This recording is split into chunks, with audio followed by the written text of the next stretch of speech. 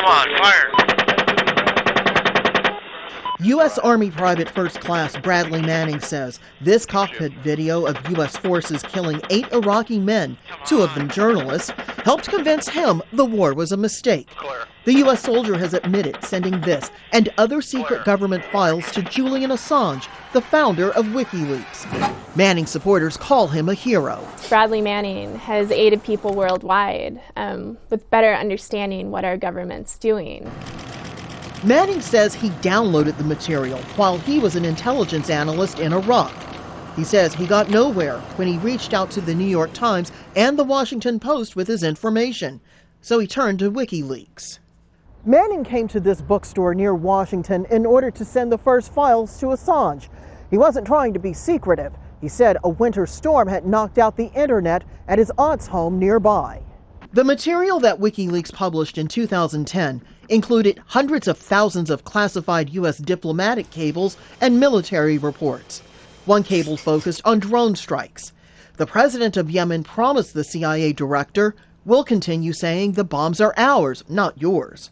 Another cable noted that in 2005, North Korea transferred 19 of these missiles to Iran, a reference to its apparent long-range missile sales to other countries. And a 2009 cable written by the U.S. ambassador to Pakistan about Islamabad's nuclear arsenal. Apparently, the U.S. had struck a deal with Pakistan to remove some of its nuclear materials. A local official was terrified the press would find out. They would certainly portray it as the United States taking Pakistan's nuclear weapons.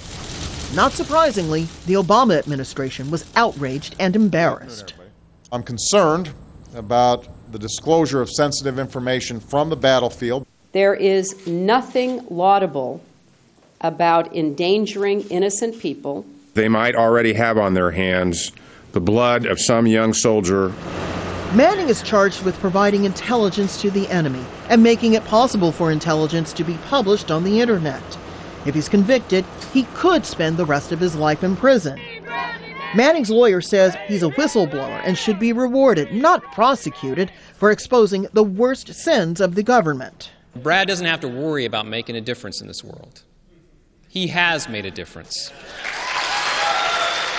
But in the 18 months of pretrial hearings, prosecutors have shown some of the evidence they have against Manning, including military reports covering the war in Afghanistan, published on WikiLeaks, and found at Osama bin Laden's compound in Abbottabad, Pakistan. Legal experts say the government must prove Manning damaged national security. The Manning case is a petri dish for the new digital information age in which we live, and the tension between the government's interests in protecting classified information from the public interest in knowing everything the government does. The trial here at Fort Meade is expected to last about 3 months, and some of the testimony will be classified. Lawyers will argue whether Bradley Manning is a whistleblower or whether he broke a promise to protect the secrets of the country he had taken an oath to serve. Rosalind Jordan, Al Jazeera, Fort Meade, Maryland.